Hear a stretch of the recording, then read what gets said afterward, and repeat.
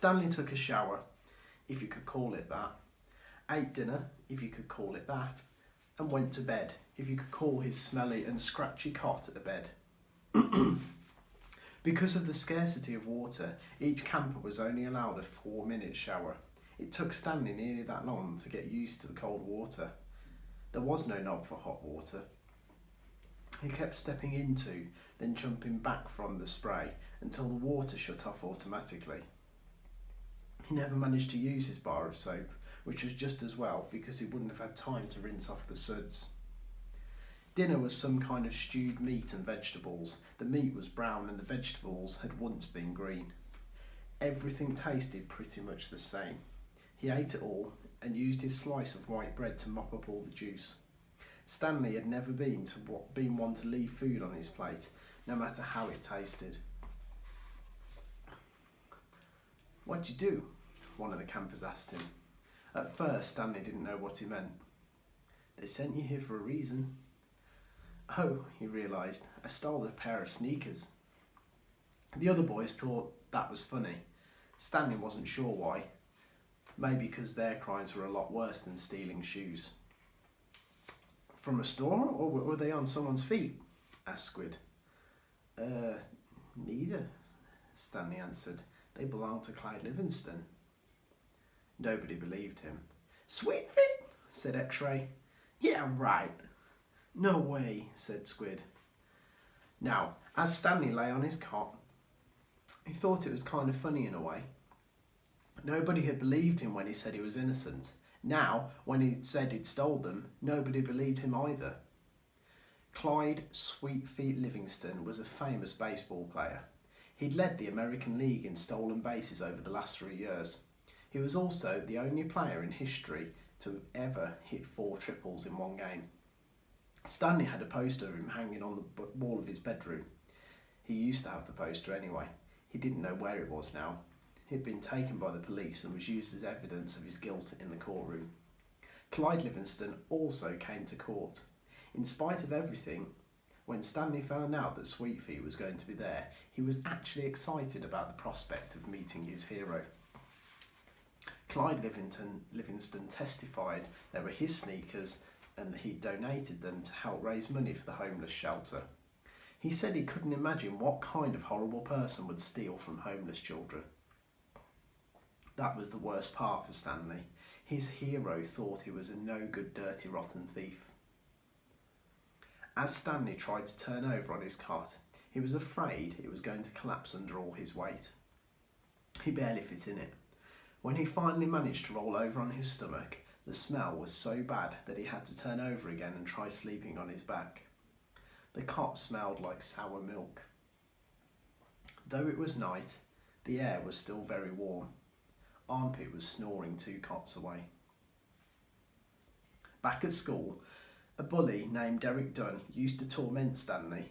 The teachers never took Stanley's complaints seriously because Derek was so much smaller than Stanley. Some teachers even seemed to find it amusing that a little kid like Derek could pick on someone as big as Stanley. On the day Stanley was arrested, Derek had taken Stanley's notebook and, after a long game of come and get it, finally dropped it in the boys' restroom, in the toilet. By the time Stanley had retrieved it, he'd missed his bus and had to walk home. It was while he was walking home, carrying his wet notebook, with the prospect of having to copy the ruined pages, that the sneakers fell from the sky.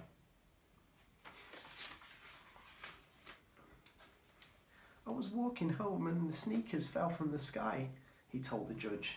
"One hit me on the head. It hurt too." They hadn't exactly fallen from the sky. He'd just walked out from under a freeway overpass when the shoe hit him on the head. Stanley took it as some kind of sign. His father had been trying to figure out a way to recycle old sneakers, and suddenly a pair of sneakers fell on top of him, seemingly out of nowhere, like a gift from God. Naturally, he had no way of knowing they belonged to Clyde Livingston. In fact, the shoes were anything but sweet. Whoever had worn them had a bad case of foot odour. Stanley couldn't help but think there was something special about the shoes, that they would somehow provide a key to his father's invention. It was too much of a coincidence to be a mere accident. Stanley had felt like he was holding destiny's shoes. He ran. Thinking back now, he wasn't sure why he ran. Maybe he was in a hurry to bring the shoes to his father, or maybe he was trying to run away from his miserable and humiliating day at school. A patrol car pulled alongside him. A policeman asked him why he was running. Then he took the shoes and made a call on his radio. Shortly thereafter, Stanley was arrested. It turned out the sneakers had been stolen from a display at the homeless shelter. That evening, rich people were going to come to the shelter and pay $100 to eat the food that the poor people ate every day for free. Clyde Livingston, who had once lived at the shelter when he was younger, was going to speak and sign autographs. His shoes would be auctioned, and it was all expected they would sell for over $5,000. All the money would go to help the homeless. Because of baseball's schedule, Stanley's trial was delayed several months. His parents couldn't afford a lawyer. "You don't need a lawyer," his mother had said. "Just tell the truth." Stanley told the truth, but perhaps it would have been better if he'd lied a little. He could have said he found the shoes in the street. No one believed they fell from the sky. It wasn't destiny, he realised. It was his no-good, dirty, rotten, pig-stealing great-great-grandfather. The judge called Stanley's crime despicable. "The shoes were valued at over $5,000. It was money that would provide food and shelter for the homeless. And you stole that from them, just so you could have a souvenir." The judge said there was an opening at Camp Green Lake, and he suggested that the discipline of the camp might improve Stanley's character. It was either that or jail. Stanley's parents asked if they could have some time to find out more about Camp Green Lake, but the judge advised them to make a quick decision. Vacancies don't last long at Camp Green Lake. The shovel felt heavy in Stanley's soft, fleshy hands. He tried to jam it into the earth, but the blade banged against the ground and bounced off without making a dent. The vibrations ran up the shaft of the shovel and into Stanley's wrists, making his bones rattle. It was still dark. The only light came from the moon and the stars, more stars than Stanley had ever seen before. It seemed like he'd only just gotten to sleep when Mr. Pendanski came in and woke everybody up.